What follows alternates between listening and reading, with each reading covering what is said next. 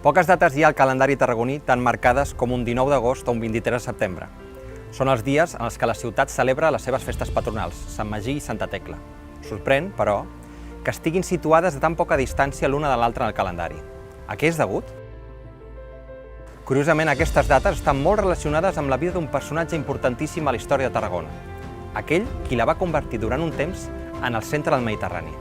Sabeu de qui us parlem? Gai Octavi, més conegut per nosaltres com August, fou el primer emperador de Roma. Era el fill adoptiu i hereu de Juli Cèsar, que en realitat era el seu tiet avi. Octavi va venjar el seu assassinat i va canviar per sempre la història de Roma i del món.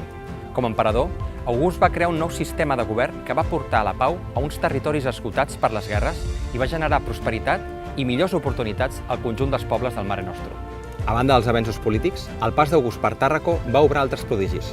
El prestigiós escriptor i mestre en retòrica, Marc Fabi Quintilià, recull l'episodi segons el qual uns enviats de la ciutat van explicar a l'emperador que a l'altar que tenia dedicat a Tàrraco hi havia crescut una palmera, el símbol d'Apol·lo i de la victòria. Segons l'autor, August Sorneguer els digué: ja es nota amb quina freqüència el feu servir. La segona visita d'August a la ciutat va tenir lloc en el marc de les guerres càntabres. August ja era l'amo de Roma.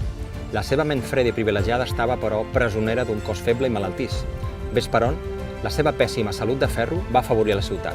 August va emmalaltir greument i va establir la seva residència durant prop de 2 anys a Tàrraco.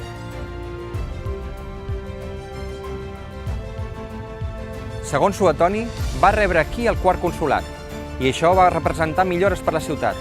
Roma era la capital de l'imperi, però l'emperador governava des de Tàrraco. La ciutat es va consolidar com a centre polític, comercial i de comunicacions, i va viure els anys més importants de la seva història. August va morir a Nola el 19 d'agost de l'any 14 després de Crist, la diada de Sant Magí, i per si el record de la seva vida no fos prou clar al nostre calendari, el dia del seu naixement coincideix amb el que celebrem Santa Tecla, el 23 de setembre. Així, sota el vel de les celebracions cristianes, la ciutat continua recordant la que potser és la figura més important de la seva història.